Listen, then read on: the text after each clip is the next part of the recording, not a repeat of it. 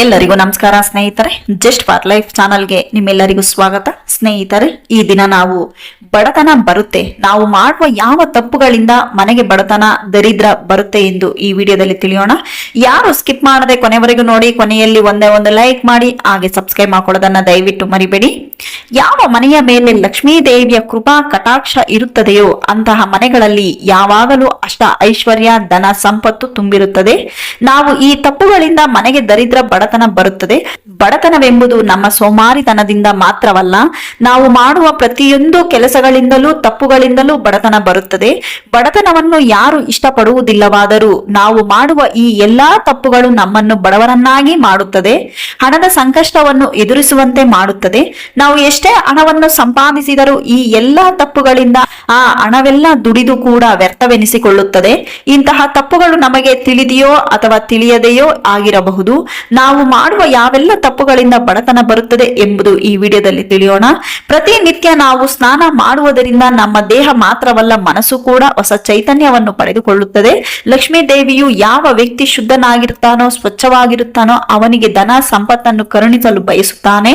ಮನೆಯಲ್ಲಿ ಪದೇ ಪದೇ ಕಲಹಗಳು, ಕುಟುಂಬದ ಸದಸ್ಯರ ನಡುವಿನ ಭಿನ್ನಾಭಿಪ್ರಾಯಗಳು ಇರುವುದು ಲಕ್ಷ್ಮೀ ದೇವಿ ಶಾಂತವಾದ ಮನೆಯಲ್ಲಿ, ಸಾಮರಸ್ಯ ಇರುವಂತಹ ಮನೆಗಳಲ್ಲಿ ನೆಲೆಸಲು ಬಯಸುತ್ತಾಳೆ. ಪದೇ ಪದೇ ನಿಮ್ಮ ಹಲ್ಲುಗಳನ್ನು ನೀವೇ ಕಚ್ಚಿಕೊಳ್ಳುವುದು, ತುಟಿಗಳನ್ನು ಕಚ್ಚಿಕೊಳ್ಳುವುದರಿಂದ ದರಿದ್ರ ಬರುತ್ತದೆ. ಮುಸ್ಸಂಜೆ ಸಮಯದಲ್ಲಿ ಮನೆಯನ್ನು ಕತ್ತಲೆಯಾಗಿ ಇಟ್ಟುಕೊಳ್ಳುವುದು, ಇದರಿಂದ ಮನೆಯಲ್ಲಿ ನಕಾರಾತ್ಮಕತೆ, ಬಡತನ ನೆಲೆಯಾಗುತ್ತದೆ. ಮುಸ್ಸಂಜೆಯಾಗುತ್ತಿದ್ದಂತೆ ಮನೆಯಲ್ಲಿ ದೀಪವನ್ನು ಬೆಳಗಿಸಬೇಕು. ಮನೆಯ ಹೊರಗೆ ತುಳಸಿಯ ಬಳಿ ದೀಪವನ್ನು ಹಚ್ಚಿಡಬೇಕು. ಕೊಳಕು ಹಾಗೂ ಹರಿದ ಬಟ್ಟೆಗಳನ್ನು ಧರಿಸುವುದರಿಂದಲೂ ಹಣದ ಸಮಸ್ಯೆ, ದರಿದ್ರವನ್ನು ನಮ್ಮನ್ನು ಸೇರಿಸಿಕೊಳ್ಳುತ್ತದೆ. ಯಾವಾಗಲೂ ನಾವು ಶುದ್ಧವಾದ ಬಟ್ಟೆಯನ್ನು ಧರಿಸಬೇಕು. ಹೊಸ ಬಟ್ಟೆಯನ್ನು ಪ್ರತಿನಿತ್ಯವೂ ಧರಿಸಲು ಸಾಧ್ಯವಿಲ್ಲ, ಆದರೆ ಶುಚಿಗೊಳಿಸಿದ ಬಟ್ಟೆಯನ್ನು ಧರಿಸಿಕೊಳ್ಳಬೇಕು. ನಮ್ಮ ಹಿರಿಯರು ಮುರಿದ ಅಥವಾ ತುಂಡಾದ ಬಾಚಣಿಕೆಯಿಂದ ತಲೆಯನ್ನು ಬಾಚಿಕೊಳ್ಳಬಾರದು ಎಂದು ಹೇಳಿದ್ದಾರೆ. ಅದರಲ್ಲೂ ಸುಮಂಗಲಿಯರಂತೂ ಇಂತಹ ತಪ್ಪುಗಳನ್ನು ಮಾಡಲೇಬಾರದು. ಪ್ರತಿನಿತ್ಯವೂ ನಾವು ದೇವರ ಪೂಜೆಯನ್ನು ಮಾಡುವ ರೂಢಿಯನ್ನು ಬೆಳೆಸಿಕೊಂಡಿರುತ್ತೇವೆ. ದೇವರ ಪೂಜೆಯನ್ನು ಮಾಡಿದರೆ ಸಾಲದು, ಇದರೊಂದಿಗೆ ನಾವು ಪ್ರತಿನಿತ್ಯವೂ ಮುಂಜಾನೆ ಮತ್ತು ಮುಸ್ಸಂಜೆ ಸಮಯದಲ್ಲಿ ದೇವರಿಗೆ ದೀಪವನ್ನು ಹಚ್ಚಿಡಬೇಕು. ಮನೆಯ ಮುಖ್ಯ ದ್ವಾರದ ಬಳಿ ಚಪ್ಪಲಿಯನ್ನು ಮನಬಂದಂತೆ ಎಸೆಯುವುದು. ಯಾವಾಗಲೂ ನಾವು ಹೊರಗಿನಿಂದ ಮನೆಗೆ ಬಂದಾಗ ಚಪ್ಪಲಿಗಳನ್ನು ಅಥವಾ ಶೂಗಳನ್ನು ಮನೆಯ ಮುಖ್ಯ ದ್ವಾರದಿಂದ ಒಂದಿಷ್ಟು ದೂರ ಇಟ್ಟು ಬರಬೇಕು. ಯಾಕೆಂದರೆ ಲಕ್ಷ್ಮೀ ದೇವಿಯು ಮನೆಯ ಮುಖ್ಯ ದ್ವಾರದ ಮೂಲಕ ನಿಮ್ಮ ಮನೆಯನ್ನು ಪ್ರವೇಶಿಸುತ್ತಾಳೆ. ಮುಸ್ಸಂಜೆ ಸಮಯದಲ್ಲಿ ಉಪ್ಪು, ಮೊಸರು ಇತ್ಯಾದಿ ಬಿಳಿ ಬಣ್ಣದ ವಸ್ತುಗಳನ್ನು ದಾನ ಮಾಡುವುದರಿಂದ ಮನೆಗೆ ದರಿದ್ರ ಬರುತ್ತದೆ. ಪ್ರತಿನಿತ್ಯ ದೇವರಿಗೆ ಪೂಜೆಯನ್ನು ಮಾಡದೆ ಇರುವಂತಹ ಮನೆಯಲ್ಲಿ ನಕಾರಾತ್ಮಕ ತುಂಬಿಕೊಂಡಿರುತ್ತದೆ. ಯಾವ ಮನೆಯಲ್ಲಿ ಕಾಲ ಕಾಲಕ್ಕೆ ದೇವರಿಗೆ ಪೂಜೆ ಪುನಸ್ಕಾರಗಳು ನಡೆಯುತ್ತಿರುತ್ತದೋ ಅಂತಹ ಮನೆಯಲ್ಲಿ ಲಕ್ಷ್ಮಿ ವಾಸವಾಗಿರುತ್ತಾಳೆ. ಇನ್ನು ಕೆಲವೊಂದು ಮನೆಯ ಮಹಿಳೆಯರಿಗೆ ಅಡುಗೆ ಮಾಡುವಾಗ ತಲೆ ಬಾಚುವ ಕೆಟ್ಟ ಅಭ್ಯಾಸವಿರುತ್ತದೆ. ಇದು ನಾವು ತಾಯಿ ಅನ್ನಪೂರ್ಣೇಶ್ವರಿಗೆ ಮಾಡುವ ಅವಮಾನದ ರೂಪವಾಗಿದೆ. ಮುರಿದು ಹೋದ ಕನ್ನಡಿಯಲ್ಲಿ ಮುಖವನ್ನು ನೋಡುವುದು. ಮನೆಯಲ್ಲಿ ಕನ್ನಡಿ ಒಡೆದಿದ್ದರೆ ಅದನ್ನು ಮೊದಲು ಮನೆಯಿಂದ ಹೊರಗೆ ಹಾಕಬೇಕು. ರಾತ್ರಿ ನೀರಿನ ಪಾತ್ರೆಯನ್ನು ಮುಚ್ಚದೆ ಇರುವುದು ಕೂಡ ದರಿದ್ರ ನೆಲೆಸಲು ಕಾರಣವಾಗುತ್ತದೆ. ರಾತ್ರಿ ಮಲಗುವ ಮುನ್ನ ನೀರಿನ ಪಾತ್ರೆಗಳನ್ನು ಮುಚ್ಚಿಡಬೇಕು. ನೀರಿನ ಪಾತ್ರೆಗಳನ್ನು ತೆರೆದಿಡುವುದರಿಂದ ಆ ನೀರಿನಲ್ಲಿ ನಕಾರಾತ್ಮಕ ಶಕ್ತಿಗಳು ಬಂದು ಸೇರಿಕೊಳ್ಳಬಹುದು.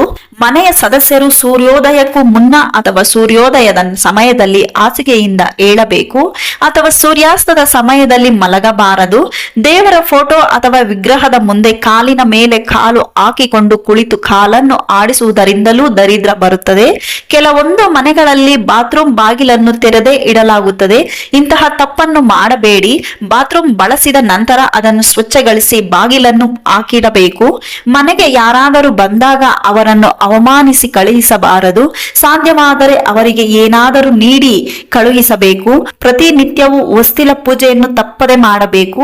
ಯಾಕೆಂದರೆ ಹೊಸ್ತಿಲ ಮೇಲೆ ಮಹಾಲಕ್ಷ್ಮಿ ಮತ್ತು ದರಿದ್ರ ಲಕ್ಷ್ಮಿ ಇಬ್ಬರು ನೆಲೆಸಿರುತ್ತಾರೆ.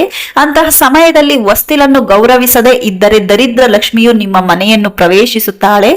ಮನೆಯಲ್ಲಿರುವಂತಹ ಸ್ತ್ರೀಯರ ಕಣ್ಣಿನಲ್ಲಿ ನೀರು ಹಾಕಿಸಿದಿರಾ? ಯಾವ ಮನೆಯಲ್ಲಿ ಸ್ತ್ರೀ ಅಥವಾ ಮಹಿಳೆ ಕಣ್ಣೀರನ್ನು ಹಾಕುತ್ತಿರುತ್ತಾಳೋ ಆ ಮನೆ ಉದ್ಧಾರವಾಗುವ ಸಾಧ್ಯತೆ ಇರುವುದಿಲ್ಲ. ಮನೆಯಲ್ಲಿ ಯಾವಾಗಲೂ ಅರಿಶಿನ, ಕುಂಕುಮ ಮತ್ತು ಉಪ್ಪು ಸೇರಿದಂತೆ ಅಡಿಗೆ ಮನೆಯಲ್ಲಿ ಡಬ್ಬಗಳು ಖಾಲಿಯಾಗದಂತೆ ನೋಡಿಕೊಳ್ಳಿ. ಡಬ್ಬಗಳು ಖಾಲಿಯಾಗುತ್ತಿದ್ದಂತೆ ಅದರಲ್ಲಿ ಏನಾದರೂ ತುಂಬಿಸಿ ಇಡಿ, ಖಾಲಿ ಇಡಬೇಡಿ.